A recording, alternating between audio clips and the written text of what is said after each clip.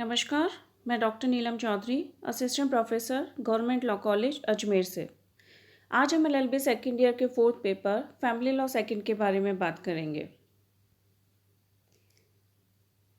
हमारा जो टॉपिक अभी चल रहा है वो है सोर्सेस ऑफ मुस्लिम लॉ, मुस्लिम विधि के स्रोत। प्रीवियस लेक्चर्स में हम प्राइमरी सोर्स के बारे में बात कर चुके हैं, जिसमें हम कुरान के बारे में, सुन्नत और हदीस के बारे में और इजमा, इन तीनों के बारे में पढ़ चुके हैं। आज का जो हमारा टॉपिक है वह लास्ट प्राइमरी सोर्स है, जिसका नाम है कयास, मीन्स एनालॉजिकल डिडक्शन, जिसे सादृश्य निष्कर्ष भी कहा जाता है। कयास से तात्पर्य सादृश्य तर्क से है, मीन्स कुरान, हदीस और इजमा के तत्समय नियम को आधार मानकर उनके अनुसार जो मौजूदा कानूनी कोई प्रश्न है उस पर किसी नियम को ज्ञात करना। इस प्रकार तर्क के आधार पर कानून के नियम निकाले जाते हैं, लेकिन यह नियम कुरान, हदीस और इजमा के नियमों जैसे सिद्ध नहीं होते हैं। इनकी जो ऑथेंटिसिटी होती है इन तीनों के कंपैरिजन में कम होती है। कभी कभी ऐसा होता है कि कुरान, हदीस, इजमा तीनों में ही किसी विशेष प्रॉब्लम के बारे में नहीं बताया गया होता है, या उनमें तीनों को ही किस प्रकार किसी प्रॉब्लम में कोई लॉ किस तरीके से लागू किया जाता है ये नहीं कहा जाता है। ऐसी अवस्था में यह किया जाता है कि जो उक्त तीनों स्रोत हैं, ठीक है, उनका तुलनात्मक अध्ययन के द्वारा नियमों के क्षेत्र और प्रयोगों को विस्तृत कर दिया जाता है। मीन्स आप इन तीनों का इस तरीके से एनालॉजिकल डिडक्शन करते हैं कि अगर ये प्रॉब्लम तब हुई होती तो उसका किस प्रकार से निस्तारण किया जाता, या उन तीनों के नियमों को आज जो प्रॉब्लम है उसके ऊपर किस तरीके से लागू किया जा सकता है। और ऐसा किया जा सकता है, इसकी पुष्टि एक हदीस द्वारा हो जाती है, जो इस प्रकार है। पैगंबर साहब ने अपने मुआज से पूछा कि अगर तुम्हारे सामने कोई प्रॉब्लम आती है तो तुम उसका जो निस्तारण है वो किस आधार पर करोगे। तो मुआज उन्हें जवाब देते हैं कि मैं अल्लाह के ग्रंथ के आधार पर उसका निस्तारण करूँगा। अल्लाह का ग्रंथ मीन्स कुरान साहिब। तब पैगंबर ने पुनः उनसे प्रश्न करते हैं कि यदि आपको उससे सहायता ना मिली, मीन्स अगर कुरान में उस चीज़ के प्रॉब्लम का सॉल्यूशन ना हो तो तुम क्या करोगे। तब मुआज पुनः कहते हैं कि मैं पैगंबर के दृष्टांतों पर अपनी प्रॉब्लम को हल करूँगा। पैगंबर के दृष्टांत मीन्स उन्होंने जो सुन्नत बोली हैं। तब पैगंबर साहब उनसे दोबारा से प्रश्न करते हैं कि अगर उससे भी काम नहीं चला तो तुम क्या करोगे। तब मुआज उन्हें उत्तर देते हैं, तब मैं अपनी ही बुद्धि से निर्णय करूँगा। ऐसे में पैगंबर साहब ने बोलते हैं कि ये अल्लाह ही है जो पैगंबर के दूतों को राह दिखाता है। इस तरीके से जो कयास की परिभाषा है वो एक अनुमान की एक ऐसी प्रक्रिया के रूप में की जाती है जिसके द्वारा व्यवस्था की गई है, विधि के ऐसे दृष्टांतों पर लागू की जाती है जो यद्यपि कुरान, हदीस और इजमा की भाषा द्वारा तो नहीं बने होते हैं, फिर भी वो उनकी व्यवस्था से वो शासित हो जाते हैं।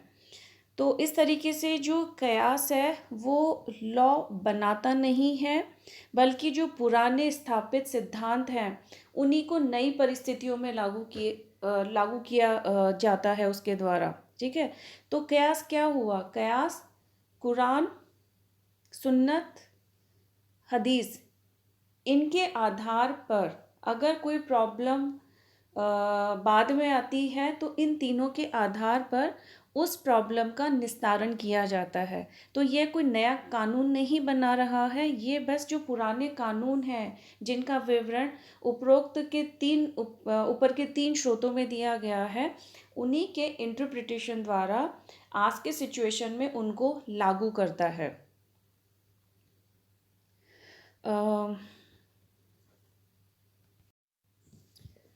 जो मुस्लिम विधि के अलग अलग जो स्कूल्स हैं उनका कयास के बारे में अपना अलग अलग नज़रिया है। जैसे हनबली स्कूल है, इस स्कूल को मानने वाले जो कयास हैं उसको कोई ज़्यादा इम्पोर्टेंस नहीं देते हैं। जो शियाज़ हैं वे भी इस स्रोत को स्वीकार नहीं करते हैं, क्योंकि उनके अनुसार जो विधि की व्याख्या है, जो विधि के बारे में कहा गया है, वह काम सिर्फ इमाम द्वारा ही किया जा सकता है, इसलिए वो कयास को नहीं मानते हैं। जो शाफिज़ स्कूल के मानने वाले भी इस जो स्रोत को हैं, जो कयास को है, ज़्यादा महत्व नहीं देते हैं। इन लोगों का ये मानना है कि ये जो लोग हैं, हनबली स्कूल वाले, शिया स्कूल्स वाले, ये लोग कहते हैं कि हम कयास को इसलिए ज़्यादा महत्व नहीं देते हैं क्योंकि वे कुरान की ही एक आयत को इस संदर्भ में बताते हैं और कहते हैं कि इसका रीज़न वो आयत की कुरान की इस आयत को देते हैं कि हमने इस किताब को तुम पर प्रकट किया जिसमें प्रत्येक चीज़ का विवरण है। ऐसा कुरान की एक आयत में कहा गया है। तो हमने इस किताब में कुछ भी अपेक्षित नहीं किया गया है। कयास का अनुसरण करने वाले लोग भी अपने समर्थन में कुरान और हदीस को के बारे में बताते हैं, और वो भी यही कहते हैं कि उन्होंने भी कुछ आयतों को लेकर अपनी बात कही है कि ए लोगों, उनसे पाठ सीखो जिन्हें अद्भुत अद्भुत दृष्टि प्राप्त हुई है। ठीक है, मतलब उन्होंने कुरान के अलावा उन लोगों को भी सपोर्ट किया है जिनको कि ऐसी स्पेशल उनमें नॉलेज है, ताकि वो ऊपर 3 जो स्रोत किए गए हैं उनका इंटरप्रिटेशन कर सके। पैगंबर साहब को भी ये कहते हुए सुना गया था कि आप अपने फैसले कुरान और सुन्नत के जो प्रोविज़न्स हैं, जो प्रावधान हैं, उनके अनुसार दो, यदि वह उपलब्ध हैं। लेकिन यदि ऐसे कोई प्रावधान उपलब्ध नहीं है, तब अपने निर्वचन और राय, ओपिनियन, इंटरप्रिटेशन का सहारा लो और उस प्रॉब्लम का निस्तारण करो। ठीक है, तो इस तरीके से जो कुरान के कुछ वाक्य हैं जो कयास की इम्पोर्टेंस और उसकी जो विधिकता है उसको इंगित करने के लिए पर्याप्त हैं। कुरान स्वयं में पूर्ण है और कोई व्यक्ति यह नहीं कह सकता है कि उसे कुरान का पूर्ण ज्ञान है। कुरान के वाक्यों को 2 भागों में बांटा जा सकता है। पहला है मोहकमात तथा दूसरा है मुताशाबिह। मोहकमात वह वाक्य होते हैं जिनका अर्थ साफ होता है, ठीक है, जिसमें कि किसी भी तरीके की गुंजाइश नहीं है कि उन्हें ना समझा जा सके, उनका अर्थ एकदम साफ है। लेकिन जो मुताशाबिह होते हैं वह वाक्य होते हैं जिनके एक से ज़्यादा अर्थ निकलते हैं। ऐसी परिस्थितियों में जो विधिवेत्ता होते हैं, जिनको कानून का ज्ञान होता है, उनका यह कर्तव्य होता है कि वह कयास द्वारा इनका जो अर्थ होना चाहिए वो ही अर्थ इनका सुनिश्चित करे। ठीक है, तो जिनका अर्थ साफ है उनके इंटरप्रिटेशन की ज़रूरत नहीं है। लेकिन जो वाक्य जिनके एक से ज़्यादा अर्थ निकल रहे हैं, तब कौन से सिचुएशन में कौन सा अर्थ लागू किया जाए, यह जो विधि के जो ज्ञाता है यह उनका कर्तव्य बन जाता है। और जो कयास हैं वो इसी तरीके के स्रोत की श्रेणी में आते हैं। इस प्रकार हम देख रहे हैं कि कयास के लिए बहुत सारी कंडीशंस हैं जो होना ज़रूरी है। तो जो condition for the validity of कयास, उनको हम कुछ भागों में डिवाइड कर सकते हैं। पहला है द ओरिजिनल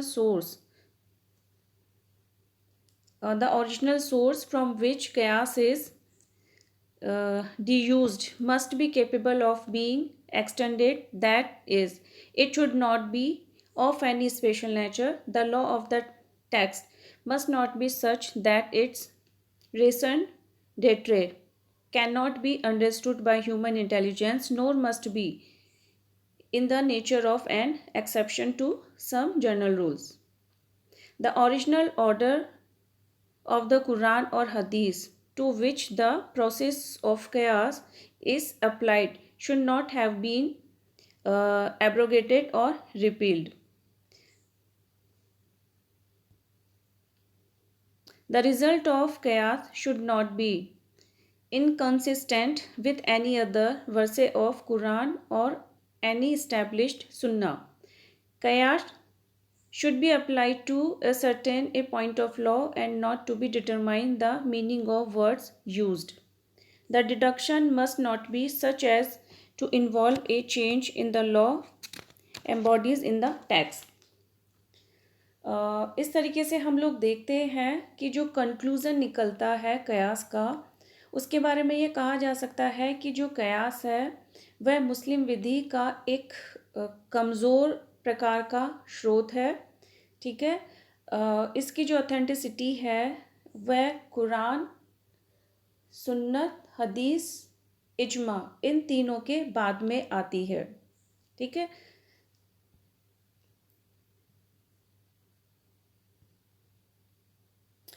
नेक्स्ट क्लास में हम लोग सेकेंडरी सोर्स के बारे में बात करेंगे। ठीक है, कि सेकेंडरी सोर्स में आपके 4 तरीके के सोर्सेज आते हैं, उनके बारे में हम लोग नेक्स्ट क्लास में बात करते हैं। आज हमारा यहाँ पे प्राइमरी सोर्स ख़त्म होते हैं। Thank you so much.